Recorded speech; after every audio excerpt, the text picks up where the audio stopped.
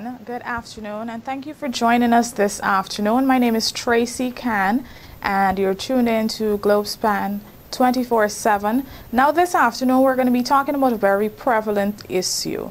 It's an issue that is affecting many around the world, but we will focus its effects in Guyana: domestic violence. And our topic is reducing domestic violence. Now, I have with me a few guests, and we will be exploring some of the possible solutions to this issue, what is causing the issue, and what more needs to be done to ensure that another woman is not killed as a result of this. So, domestic violence is very common in Guyana, and to an extent, it is accepted. Because, you know, a lot of women are told by the older generation that this is something that they would have experienced, this is something that they went through, and they stuck it out, and, you know, they were able to make their marriages work. But women are being killed. So where do we draw the line? When do we draw the line? And the other issue is a lot of awareness is being raised in regards to this issue, and women are taking the bold step to walk away. Even then, they're being killed. I'm sure you're aware of the latest story that has been taken over Guyana, where a young mother, she was only 20 years old, she was brutally killed by her husband. And this was after she gathered enough strength to walk away from her marriage, to get a job, and, you know, to help herself, to empower herself. And Guyanese men, some of them, of course, and, you know, we cannot generalize, and we're not bashing all of the men. But, you know, the reality of the issue is a lot of Guyanese men, they think they own you. And there is this mentality by a lot of men, or some men rather, if I can't have you, no one else will. And so when they get down to, you know, they're in that type of space, that is when it becomes fatal. And, you know, that is not something that we should be experiencing in 2019. Women are being killed left, right, and center by these men, hacked to death, brutally murdered, injured. And I have with me some of the members from Guyana. I have Miss Sharianne Mangru and members Priya Nazir and Mariam Nazir as well. Now, Guyana is a non-governmental organization that is based in Berbice, and the organization is focused on helping women, on empowering women to be the best versions of themselves. And so, ladies, welcome to this afternoon's program. Thank you. Thank you. It's really nice to have you all with us. Now, could you tell, for the people who do not know, could you briefly tell us a little bit about Guyana? Okay, Guyana, I'm Priya Nazir. I've been a member of Guyana since it started in Berbice, and we started since about 18 to 20 years now, and our main focus is empowering women. But as a women group, we do stretch our hands and like we would give basic homes, we would visit the sick, we would visit the needy hospital and stuff like that. We do all this through fundraising. We do have some donations, and we carry out our program, our monthly activity for this new sedan,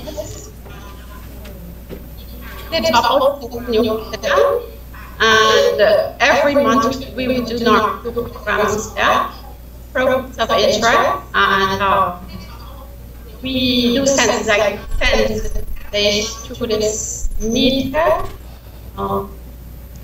walks, vigils, and stuff like that. Okay. Now, you all have been focused on, and the organization has been in existence for all of these years. And as I said, I know your main focus is empowering women, helping women who are in abusive relationship situation to, you know, to get out of the situation. Now, based on what you have seen over the years, how much of an issue is domestic violence in Guyana? And as we go, of course, we're going to touch on where do we go from here, because a lot of work is being done to bring awareness, to help women to understand that, you know, they do not deserve this, they should not accept this, and the risks that are involved, and yet still our women are being killed. So how much work have you been doing to raise awareness, and where do we go from here?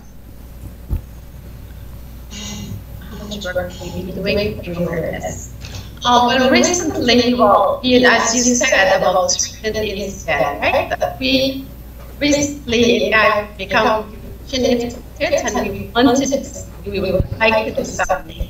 So presently we're arranging a walk, and we're inviting like school, like teachers with their students, the hospital person. We're gonna have a set of police walking with us and religious organizations, and we get marching, and we need our voice to be heard. And this is what we plan to do next Thursday. Okay. All right. When we were talking last night, you made a very valid point. You said that the men, they're making a statement with regards to the latest incident where the young mother was killed. And that man, he made a statement. She walked away from him, and his statement was, if I can't have you, no one else will. So what statement should we as women make? And again, where do you think we can go from here? Because all of this awareness is being raised. The women are leaving their abusive relationship, and yet still they're being killed. And if you can speak a bit more directly into the mic for us to hear you. Where do we go from here? We're putting a lot of emphasis on the victims, and we should. But at the same time, we need to realize the perpetrator plays a major role. Now, for example, in this particular instance, when the complaint was made, the restraining order was taken out, I think somewhat more attention should have been placed on the assailant. They should have pulled him in, they should have counseled him, talked to him. You know, we need to deal with both sides of the party more, because clearly she did the right things. She left, she got the courage, she started working, she did all of the right things. But yet still, you hurt her. Clearly, someone in their right state of mind will not do it. We need to place more emphasis on mental health on both sides, both parties. We need to deal with this problem. And it's somewhat of a stigma attached to this whole mental health thing must be easy if you're going for attention. We need to get rid of that. Yes, that's very true. Sorry to interrupt. Do you guys by chance have any device playing in the background, or any background anything playing? No, we don't. No. No phone or anything, right? No. Okay. We just asked that if you could kindly just speak closer into the mic of the laptop so we can hear you a bit more clearly. Okay. Oh. Yes. Again, you made some interesting point.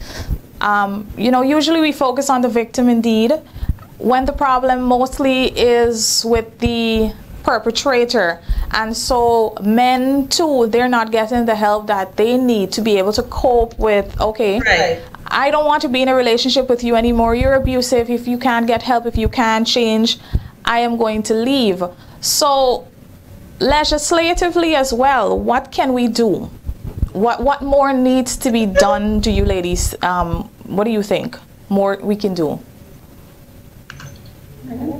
Okay, well, we were trying to, I believe that we need to tackle the education system. The education system has something major role to play with this. Remember, a problem like domestic violence stems from the home.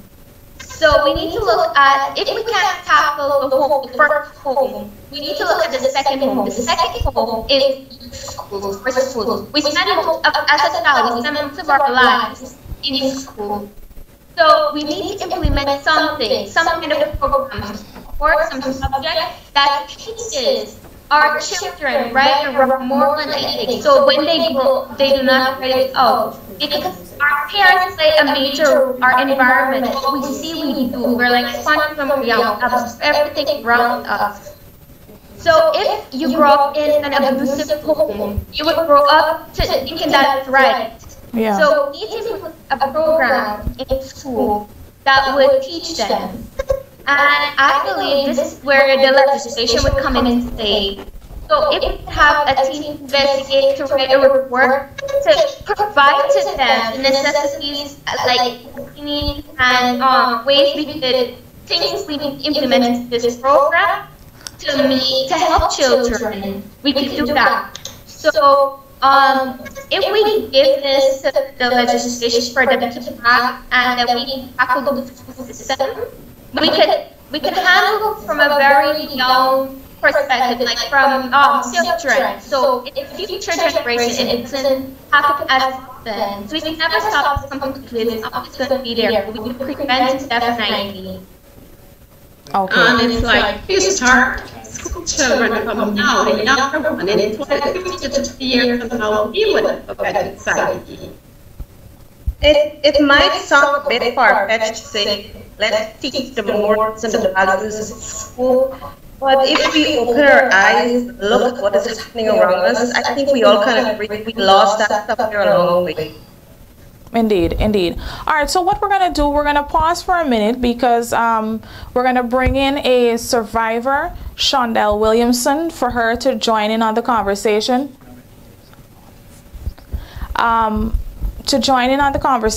So we're just going to pause for a few minutes to bring her in.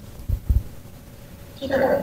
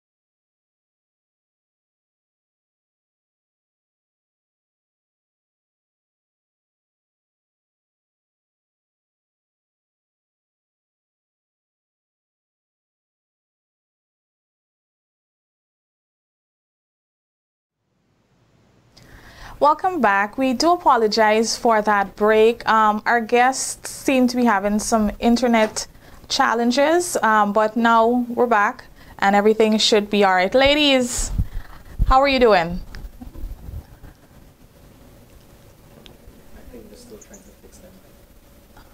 All right, so in the meantime, as they sort out the challenges that they're having with the internet right there and the audio, we have Shondell as well. Shondell Williamson. She is a young mother in her 20s. She was doused with corrosive acid by the father of her sons. Shondell was in this relationship and she was abused. She experienced abuse in every possible way. Every form of abuse that a woman can endure, Shondell endured it. She's from New Amsterdam, Berbice. And she decided to finally walk away. And so she left her abuser, went back home to her mother in Berbice. And that is when her abuser and the man who is the father for two of her children decided to dress. He disguised himself as a woman. He wore a wig and he was wearing these baggy clothing. And Shondell finally got a job and everything, you know, felt empowered that finally, after all of these years, after going through so much abuse, that, you know, I'm in a better position, I can provide for my children, because usually that's one of the issues. And a lot of women stay too because they're unable to provide for themselves, they're unable to provide for their children. And Shondell was able to, however small, provide for herself and her two sons. And while at work, it was a Saturday, I could never forget, it was just horrific. That was something that really rocked Guyana. She was at work and this person came disguised in women's clothing, but you know, he's big built, and he called her out and he just threw acid all over her. Her entire face is damaged. Her entire face is damaged. And she had to undergo several surgeries here in the United States. She even lost her sight. And it's not just the physical effects, because at one point I can remember her saying that her children, they were afraid of her, because that's not their mother. That's what the children, they would say, and these are young children, they were afraid of her. She couldn't even get a hug from her children. So, you know, the effects are real. And so that's why today we're here discussing where do we go from here, because our women are walking away from their abusive situations, and still the men with their mentality, if I can't have you, no one will. And so what message do we send? Again, where do we go from here? How do we really reduce domestic violence in Guyana? Even here, we're coming to you from Globespan's office in Richmond Hills, Queens. I remember a woman who was killed by her husband right here in Richmond Hill, and then he took his own life. So that's what we wanted to talk, and we wanted to hear from Shondell and her perspective of being a survivor. And she is not existing, because, you know, sometimes in life we go through so much and we cease to live and we're merely existing. We wake up and we just go through the motion. Shondell is really living despite going through so much. And she's in a far better place. She's undergone about 8 surgeries right here in the US. And that was something that was done by Shay. They have been supporting her. They have been taking her through that. And, you know, she still has to undergo a few surgeries. She was able to gain sight, a certain amount of sight in one of her eyes. But unfortunately, the doctors, they had to close her eyes again before she gets an infection. And so she's been going through so much physically, emotionally, psychologically, because, you know, when she walks around, if you know anyone or if you've seen any pictures, a person who is doused with acid, their skin it peels off. They're a different person. And so, you know, she has to deal with people stopping and staring and making all sorts of comments and so on. And even now her children, they've grown accustomed to her new look. So she is in a better place. We are trying to get our guests back. As I told you, we do apologize. They seem to be having some challenges with the internet, but definitely we're going to get them back. on air. I think we're so back. Yeah, what we're back. gonna do, Yes. we're gonna go to this video. I want for you to see and hear a little bit more from Shondell shortly after she experienced what she did, and we'll be back. We have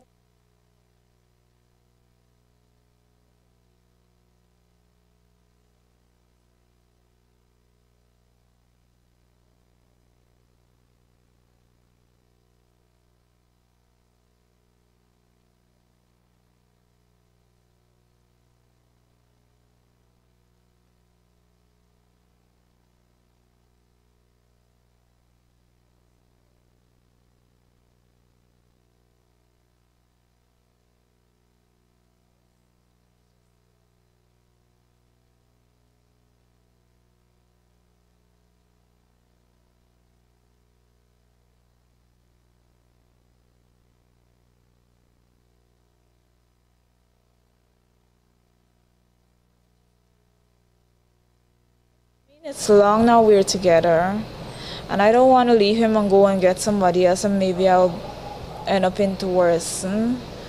So I just used to say maybe he would change, but he never did.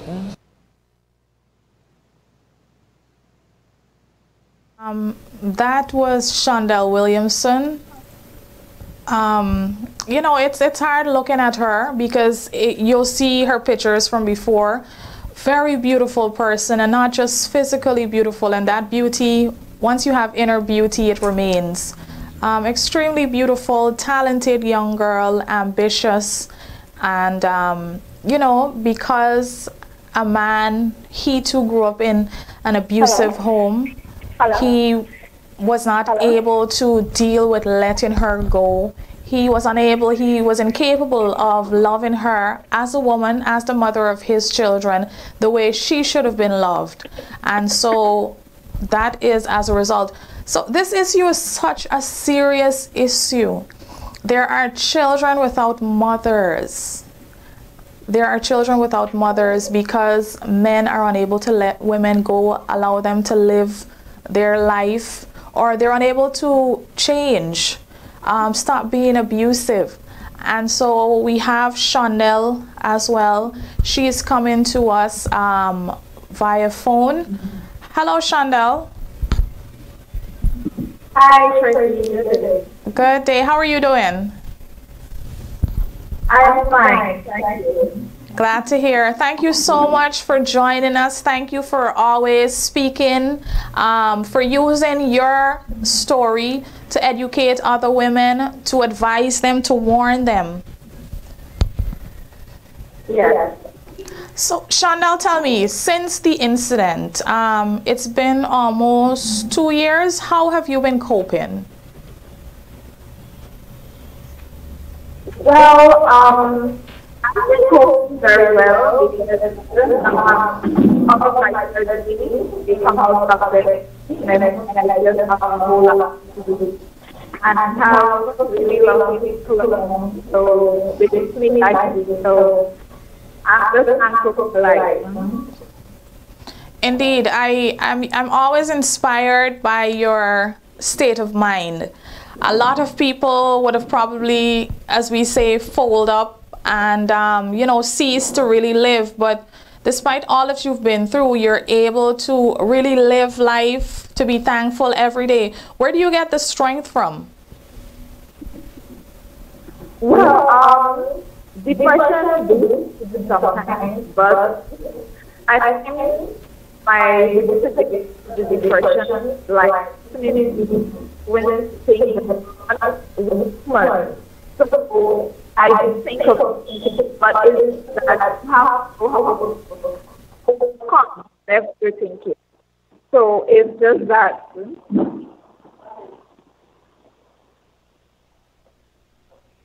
Okay. Hello? Yes, we're here. Let me bring the women in from Guywood. I know that this is a story that you all are personally aware of because, you know, all of us were all Berbetians. What would you say to Shondell? Shondell is very positive. She's full of life. She is excited about her future. Your thoughts on this situation and on how this gentleman attacked her? First of all, I would like to say, Shondell, you continue being strong. You're a survivor, and you're gonna help us bring awareness here and help all the women not to go through what you've been through. So I must say we admire you and continue being strong. Pray to your God that everything will be okay one day. Thank you. You have to realize you're not a normal woman. You're like a modern-day superhero because what you have been through and you have overcome, I hope you are proud of yourself because I'm sure everyone who knows you and knows your story, you're all proud. I would like to say, great job. Yeah. Yes, Okay, so Shondell, where are you now? How many surgeries have you undergone so far? 11. What was that like physically? It was painful. Actually, the first time that I had surgery, so I never really know what surgery was all like about. But 11, it was like walk. So it was really painful, but I just tried not to think about the pain, just think about where I'm getting from that. And are you able to see at all right now? Right now, I'm just able to see lights. I could figure out if the light is on or off. I noticed I could figure out colors and those stuff. And tell me, the first time you were abused by this man, what made you stay? What made me stay? I was staying because I was hoping that he would change. Of And course. it won't happen again, but from one thing to the next, and then it's like I was addicted to it. So you grew numb. That was something that you were accustomed to. It became a part of you. That was a part of your life. Yes. How did the abuse start though? And if after it was too much, I was like, you know what? I can't do this anymore. I have to stop. I have to put a stop to it. But how did it start? Was it something that it was verbal and then it got physical? It was something physical. The first time I experienced it was one day. I told him something and he didn't respond to me, so I actually hit him one. I was the first one that hit him, so I noticed that, you know what, I hit him one time, he didn't fire back. So I feel like, I have that authority. So I make another hit, and then he just made one turn and slammed me into a wall like, oh. But it doesn't matter if I make the first hit in the first place. I'm not encouraging anybody because if you make the first hit, that means he has to hit you. No. That's an interesting point you made too, Shondell, because as women too, we have to take responsibility, and so it's as in not to, and you made the point, not because you hit him, it's something that he has to do as well, but we too, we have to do unto others that we'd want for them to do unto ourselves, and so that's an interesting point that you made too. Ladies, what are your thoughts on that? Because sometimes as women, indeed, we too, we get physical, and I just want to make this point. That is no grounds for abusing a woman either. But on the flip side, it's not the right thing to do. But what are your thoughts on that? Sometimes we just like it just for maybe for fun, whatever. But sometimes you see the person, and then you might see the person. I think, you know what, it is not fun. That is really something serious. True. So that's why you gotta be careful. And the ladies from Guyana, your thoughts on that? We too. That is Hitting a woman is the right thing to do, but you know you've been hitting upon all the time, you get angry. And that sometimes, that one time she raised her hand and it ended up in a serious matter, she ended up in jail, he fall and hit his head and stuff like that. So the hitting stuff, I think we should really restrain ourselves from that and try our utmost not to get to that extent. And for the younger ladies, I want to hear from you all. Well, I think we need to come to the realization that relationships are not what they used to be. A lot of change from what we would see in the movies, the way how the woman would get her way and all these fairy tales that are going on. We have to realize that is not our reality. And another thing is the red flags. As young people, we really need to pay attention to the red flags, and they are there. But what tends to happen is we collect them instead of we look at them, and we justify. And we need to really open our eyes and watch our behavior. You know, we just can't look at the way someone reacts. We have to keep observant of how we react to things, because someone will push you to see how far you will push you. They will push to see how much you will tolerate. So it goes. And I want to hear from the young lady in the white. Is it okay to hit a man? No, it's never okay for a woman to hit a man or a man to hit a woman. Violence is never the answer. And once you start this, it's a cycle. It always goes around. It will come around to you back. Once you lift your hand one time, it will come around somewhere or the other. And if not to you, it will spread. Whoever is around you seeing this will observe it. They would go and do it. They would think it's normal. It's a norm to do it. So it's not really right. It's never the answer. You should always restrain yourself from doing it. I know there's some situations that may push someone to the extent, but I mean, it's never the way. It's always going to form a cycle. Somewhere or another, it's going to come around. It's going to affect more lives, and it's always growing. It's always growing. So violence is never the answer. And I want to talk to you about the red flags. You said that, you know, we see the red flags, but a lot of the times we're in denial, and a lot of the times we think that we can change a man or that he's going to change. Can you expound a little bit on some of the red flags in a relationship that you know this is going to be an ongoing something, this is going to be a cycle of abuse? Okay, take for example, you're a young woman going out with a guy, you go on a date, and you see, for example, he gets upset over something petty, like you're out there, you're having dinner, and someone looks at you, he's getting all upset. Do you know that guy?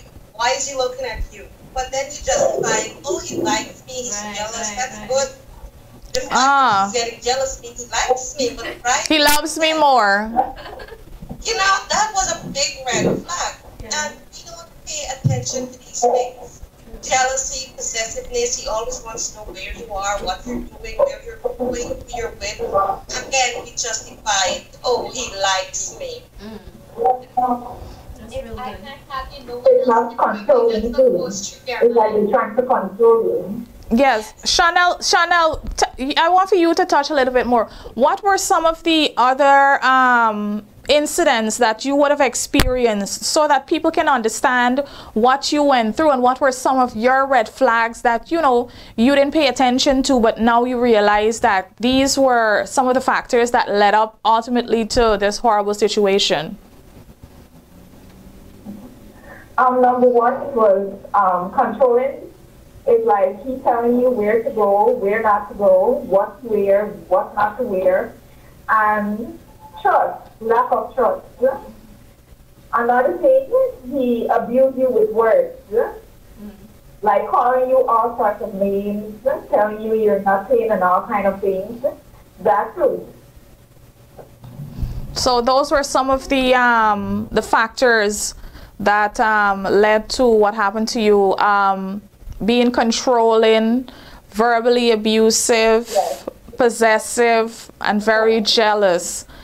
I want to expound a little bit more on this issue of jealousy, because again, I think it's a mindset of women, some women in Guyana, that you know, if he's jealous, that means he loves me more, and we think that's a good thing. And also, there's also this other thing: if he doesn't hit me, he doesn't love me. And women feel like, okay, he loves me so much, and he's so jealous, and that's why he decided to hit me. Your thoughts on that?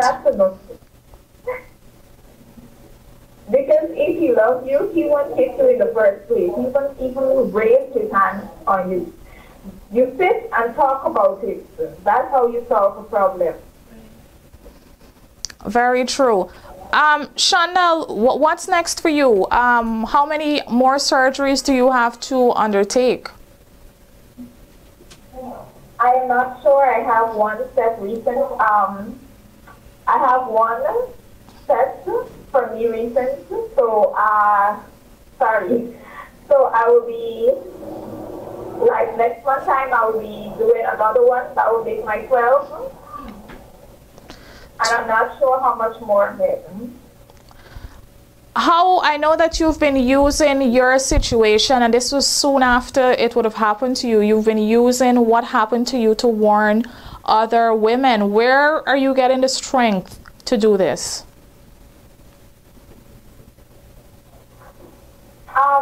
I mean, every day, I can't sleep, so I hear a lot. Every day I hear either somebody, like, for instance, our sister, mother, cousin, they getting abused, and it's either they lost their life or something. I'm thankful that I'm alive, and I'm going to continue to share my story so I can encourage others out there. That's where I think I'm having my strength. And how are you able to care for your children? Because you cannot see. Most of the time it's my mother and my sisters, but I'm still here doing the talking and all kind of things. But yes. I want to ask you this. I know that, you know, we experience a range of emotions. Was there a point where you blamed yourself for what happened?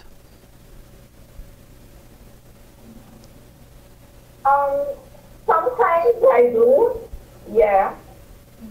Because I think if I did act sooner,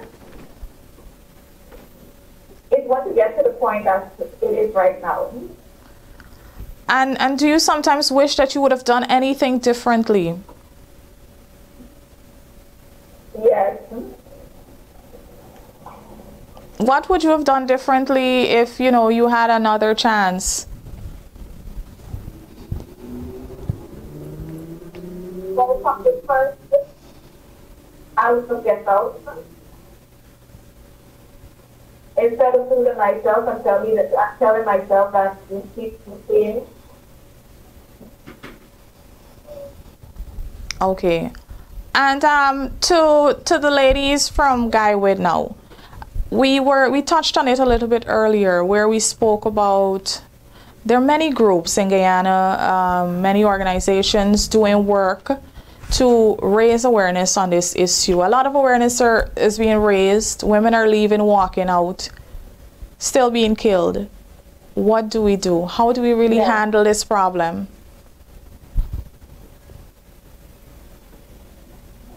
For the ladies from Guyana. Yeah. Us ladies, we need to know our worth. What can we do? It's a daily fight, it's a daily struggle. Personally, I believe it's a curse in our society. I don't think enough people are being involved, because people who are in this thing, honestly, they could have done better. If they think they could have done better, do better, they wouldn't be here. So the rest of us, we need to get more involved, not just people of law enforcement, communities, towns. We need to get more involved, because the more of us that come together, work together, spread the word. We are brothers and sisters keeper. That is the only way we can make somewhat of a difference. Because what tends to happen is, fair enough, we hold a seminar, we hold a walk, we do sensitization. We leave, we go home. What do we do with this information? We need to be more involved. You have to look over to your neighbor's yard, care about what's going on. At the end of the day, we are all human beings. We all have feelings. We have to look over each other.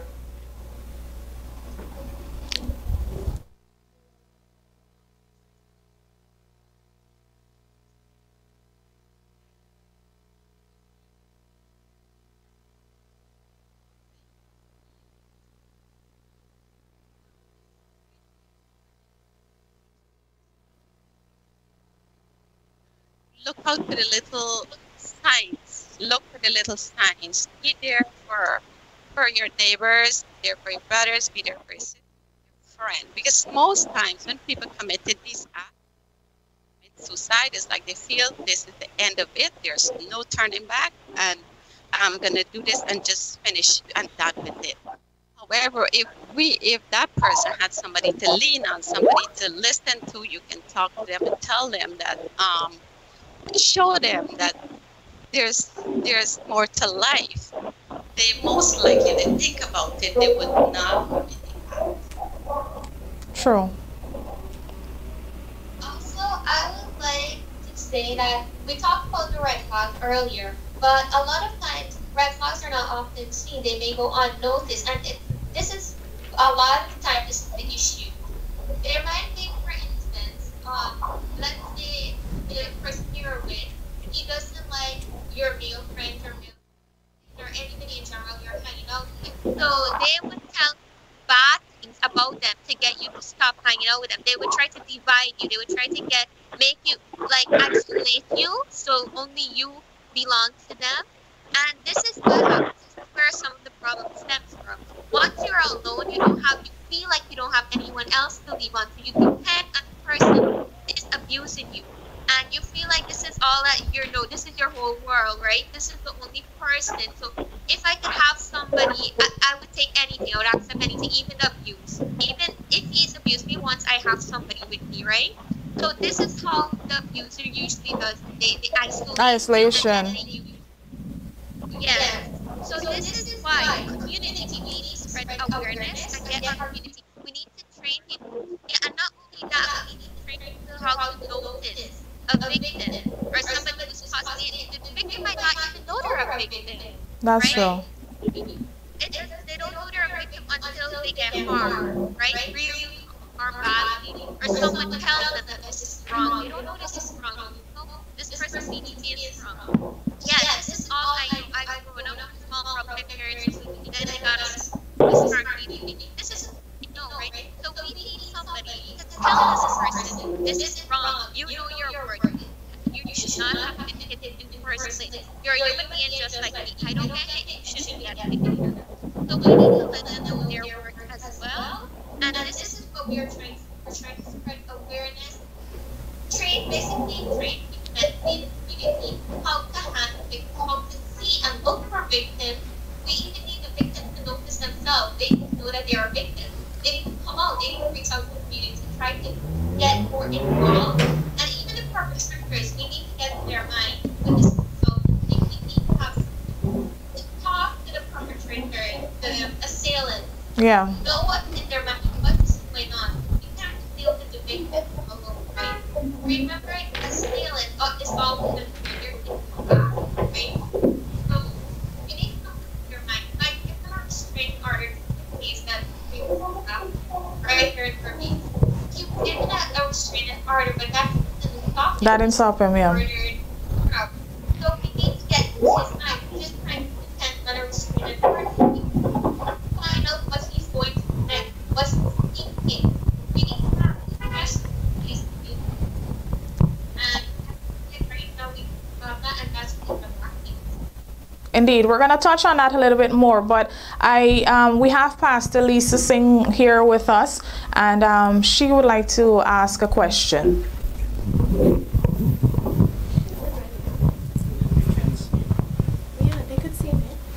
Hi. It's so wonderful for you guys to come on and bring awareness to this issue.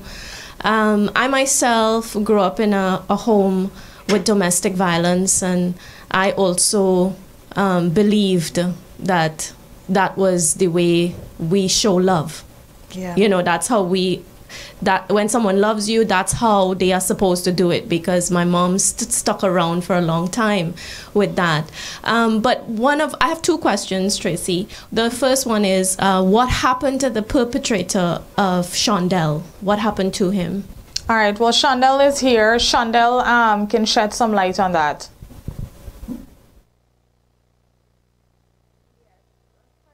We were in court, the story stopped. So, we're still in court. Well, he is still behind bars, Okay. charged with attempted murder, and the matter is ongoing. He hasn't been convicted. He's still being tried, and it's been almost 2 years. But if I'm correct, Shondell, he was never released from prison, right? No. Yeah, so since that, because usually though, a charge of attempted murder, it's a bailable offense, so you can get bail. But surprisingly, unfortunately, in this incident, there are many other incidents in Guyana where people attempt to take your life and they get bail. But in this incident, they haven't given him bail, so he's still in custody. Okay, and the second question that I have is that we are clearly seeing from the young lady who was killed recently, this 20-year-old, that she was working on getting a restraining order or had a restraining order. She had one. Okay, now it's showing that this is not really effective. Yes. So is there any way that more work could be done with the police, in that when someone takes out a restraining order, is there something that could be done now for this person to be on watch? Because clearly the restraining order is not working. Are you all looking towards doing any more educating or partnering with the law enforcement now? Because this doesn't seem to just be a problem with the perpetrator and the person being abused, but it seems to be a problem with law enforcement. Even though they are giving a restraining order, it is not working. So are you guys looking forward to doing any more educating or partnering, bringing awareness to the law enforcement aspect of this, of how do we now put this person on a watch list? Like, is there anything being done towards that? Well, yes, you made a very good point there, and more needs to be done towards that. First of all, I think law enforcement needs to be a little bit more strong start.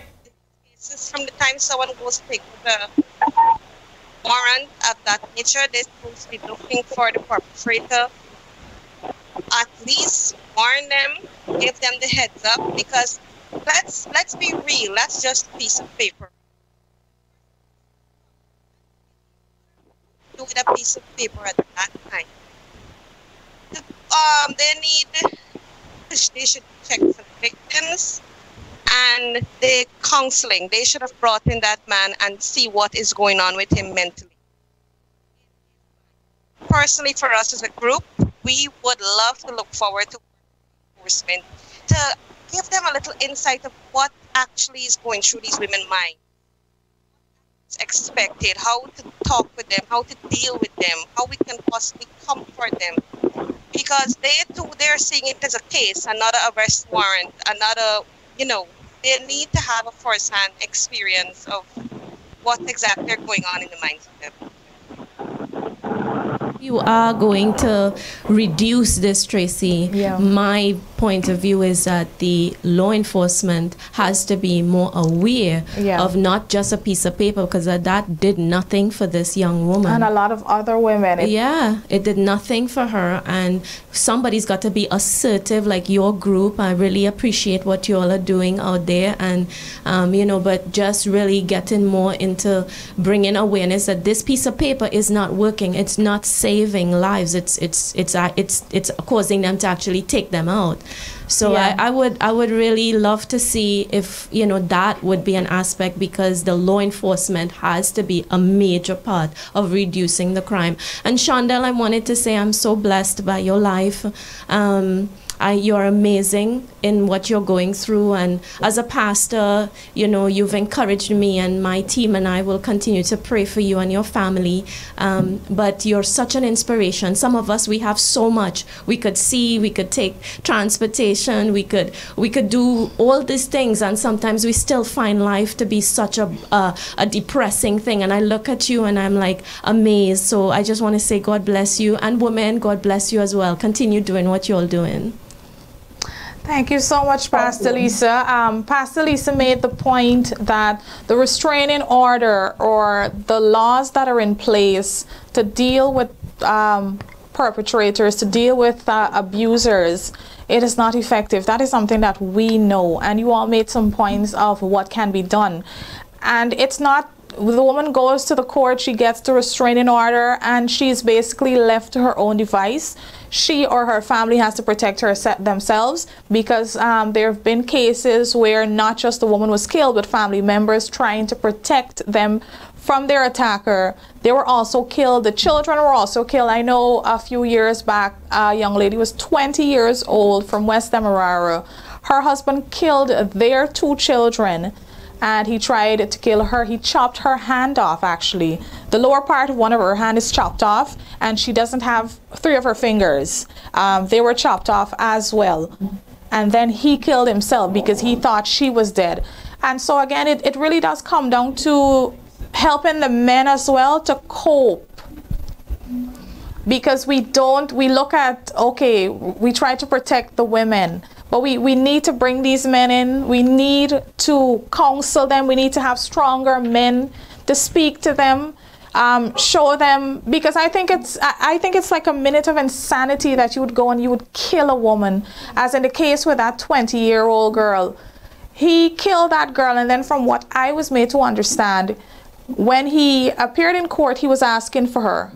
And so I too know of a few men who, of course, they regret what they did, but at that time they could not cope. They thought that was it. There was nothing else. There were no other options available to them. So we, as a people, law enforcement, all of the different organizations, we need to come together now and to help them, let them understand that, listen, you have other options. Life goes on. You have to cope. You can cope. Here are some coping mechanisms. And even with suicide, people, they don't have the coping skills, and they think that is their last resort, their only option. Shondell, I want to hear from you particularly, what more can we do to protect our women?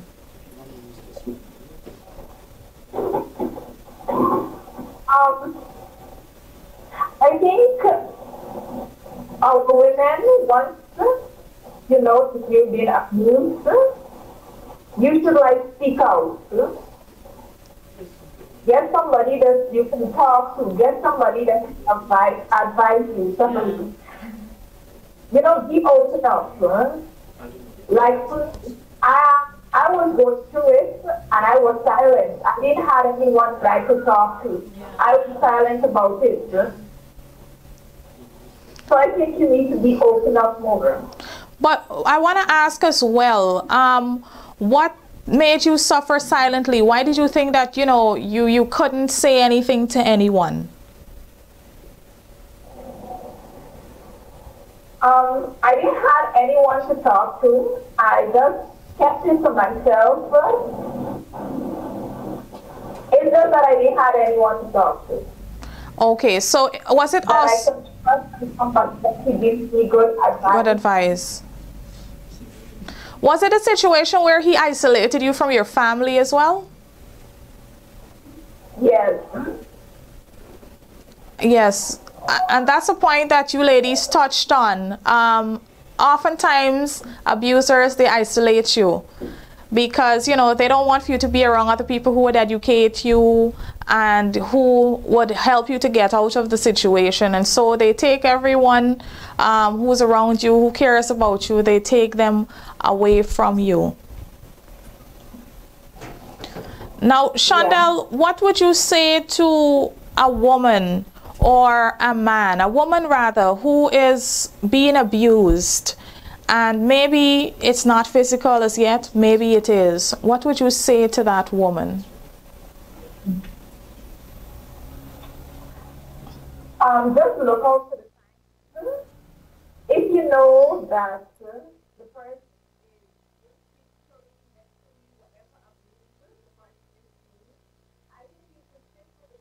talk to the person and tell them about it. If you know that the person that you talking to, the partner or whatever, they're not improving in any way, I think you should get out, because at some point it will get broken.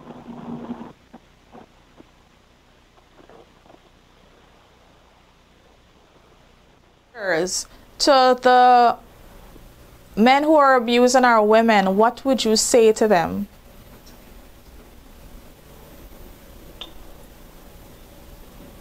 To the men,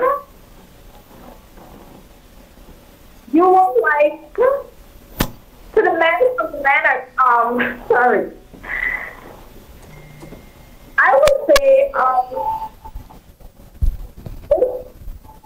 they won't like anybody to abuse them. Maybe they're the mother or the sister. So you have to look at it in that way too. If you're abusing somebody's sister, somebody's daughter, even a mother, you have to, just have a conscience. Indeed. And just stop. Okay. There are other ways that you can tackle the problem. Okay.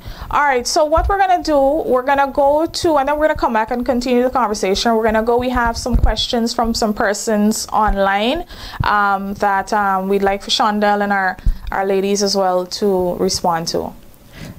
Nadira Paul Prasad says, "That's so true. We really need to pay attention to what's going on with our friends and families and be supportive."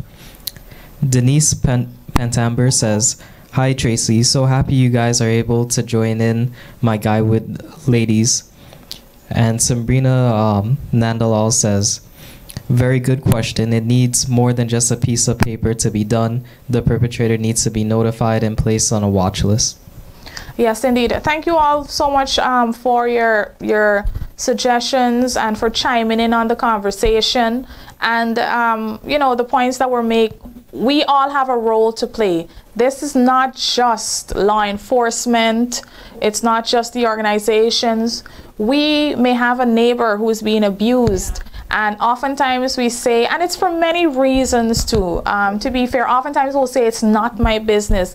And we would sit and we would hear a woman screaming for help. A woman is being tortured and we would say nothing. And as I said, oftentimes it's a number of factors out of fear. I know of people who have tried to help and they were killed as well. But what can we do in that regard if we're a neighbor or a friend to help and at the same time safeguard ourselves, ladies?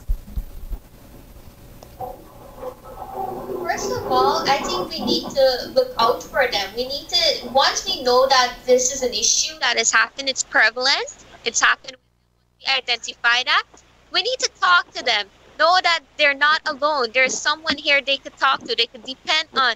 And this is another thing I want to bring like that. They need to be careful who they talk to, because there's some people who likes to add fire to the fuel to the fire. Excuse me. So yes, they like to add fuel to the fire. They hear this, they think it's the hot news. It's the next hot thing going around. So they would like to see it happen more often, more prevalent. They encourage it, right? Or they tell you ways in which that you might think they're helping you, but they're not really helping you. They're encouraging you to stay with the person and these things. So you need to be aware of these people too. There are people like that in society. And However, if you're someone you notice this, you really want to help them, you talk to them, you encourage them that they're not alone, you listen to them, you advise them, tell them to take action. And I don't think that you should, there's, with abuse, it always starts with this expectation. You expect the person to change, you expect them to treat you better, so that's why you want to wait. And waiting is where the problem comes into play. You should never wait with abuse. No matter verbal, physical, mental, abuse is always abuse. There's no discrimination. Abuse is abuse. So you should not wait for it to get worse. You should not wait for yourself to get hurt or anyone of your family or friends to get hurt. You should always take action first. So that's what I do. Tracey, what I think, as you say, how does the neighbor protect themselves? Because you just don't want to jump in the fire too. You have ways and means in approaching this kind of stuff. Like for yesterday, I heard on the video this person was talking that she went to school to collect a child's report card, and this parent was abusing this child because she expected the percent to be more than 70, whatever. And she just went abusing this child. All her friends, parents, and everybody was there. So she was thinking, if this needs to stop, right? She cannot do this to this child. Unfortunately, this parent she didn't realize what she was doing to this child. So this person take a deep breath, and she didn't know if she was going to get a big bruising out or mind your own business or whatever. So she just take a deep breath and put a smile on her face, and she approaches her. And she said, "Excuse me," and she was very nice. "Can I talk to you?" And she took her to the and she tapped me with something. "I know you're not happy with the grades like that, but you have other ways. You don't put the child like that. You lower her self-esteem, make her think less of herself and this kind of thing." Do you know that parents didn't realize what she was doing was wrong? So this other attention, she was thankful that somebody attention what she was doing was wrong. So we should, when our neighbors having problems, we have to know how to approach this situation. We just don't add fuel to the fire, but we know how to do it. Wait until they're calm and just do what we have to do. On the same note, when it comes to protecting ourselves in a situation like that, an abusive home, it's a very touchy topic to touch on, especially as a neighbor. You don't know what to do if, how it's going to work out. But the man will leave and go to work eventually, and you can take that opportunity. You can talk to the woman. That is your opportunity to talk to her. If you don't want to do that, you're still uncomfortable, all you have to do is make a report. It can go down as anonymous. No one has to know you did it. And when these reports are made, I think law enforcement need to treat each and every report as severe as possible, because it's clear at the level is abusive at. So even if you personally don't want to go meddle, just make a report. That is all it takes. One phone call. Indeed, thank you all for that, for those perspective. And I know there is a zero tolerance approach by the police when these reports are made, but I also know, rather I should say, there is supposed to be a zero tolerance approach taken to this. Once someone reports that they're being abused or a neighbor reports it, the police, they're supposed to charge the person. It doesn't matter what, and then the court will decide what to do.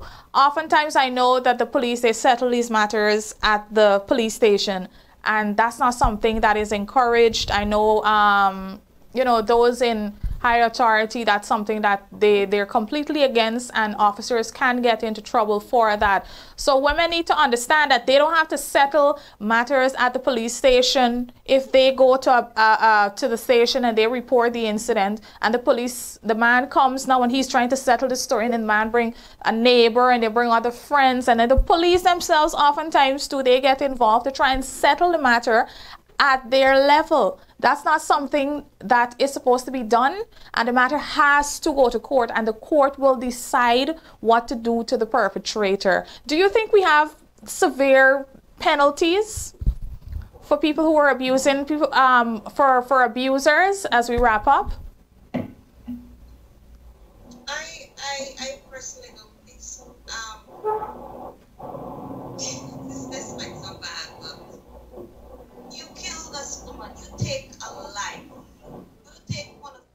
precious gift.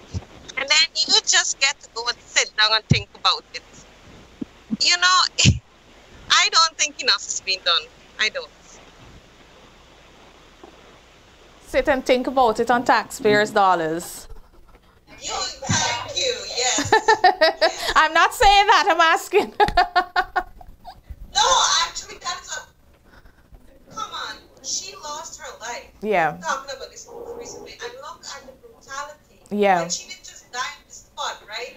She Yeah. endured that pain, right? She felt every second of it. And then what happened? He claimed insanity. You know? Yes. I think that's the step the guy who recently killed his wife, I think that's what he's going for, because he was playing this game at the court. I'd like to see my wife. I'd like to talk to my wife. And everybody was like, you killed this woman. You ran her over with your car and then you stabbed her to death and you'd like to see her. Yeah. So Shondell, Hi, Tracey. lastly, before I let you go, one of my friends, they asked me to ask you, how do you feel? What are your feelings towards your abuser, your attacker?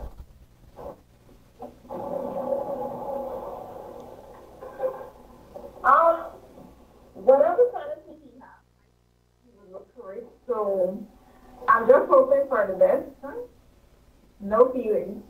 No feelings. I just give it something, and that's it. Have you forgiven him though? Pardon? Have you forgiven him? Can you say if you have forgiven him? Yes, I forgive him for whatever he did. So whatever he done. All right. So I'd like to say thank you so much to Shondell, to the ladies from Guyana, the non-governmental organization that's based in Berbice, for being on the program and for talking on this issue of abuse, a serious issue that continues to affect our women. I do hope that the women, the men, everyone who's been looking at this program, you would have learned something. If you are an abuser, seek help. Get counseling. Understand, probably you grew up in a home where your father, your grandfather abused all of the women in your home. And that's what you know. I'd like to say to you that that is not correct. That is not the way of life. You're not supposed to harm our women. And to our women as well who are abusive. And even if it's not just physically, it's, you know, women, we fight with our words. I'd like to encourage you to desist from that, to get counseling, to get the necessary help, because those are unhealthy practices. And then it leads to you losing your life. There are women whose children are suffering as a result of domestic violence. So I'd like to encourage you all to, domestic violence is really not the answer. Get the help that you need, and you need to understand that we all need to learn to cope. We all need to develop coping mechanisms, because in life has so many ups and downs, so many problems. And so when we go through a tough time, understand that it's not forever, it's not a permanent situation. You know, things are going to get better, then, you know, things might get bumpy again, but that's okay. We need to learn to cope and understand that it will get better, and it's just a process. It's just, you know, this particular time in life. So please love our women, make them happy, protect them, stop killing our women, stop abusing them. And this is a conversation that we are going to continue. We're going to speak to persons who would have lost loved ones as a result of that. Persons whose children are struggling, are suffering because they don't have a mother, because their mother was taken from them. Children who are separated, who are in shelters, who are in orphanages, you know, because, you know, their father would have killed their mother and their father is in jail, their mother is dead, and so the children have no parents. And so, you know, we need to like process all of these things. You're honestly going to go and kill a woman and leave the children as orphans? So let's be realistic. Let's sit, let's think about our actions. Let us understand that there are so many consequences to our actions.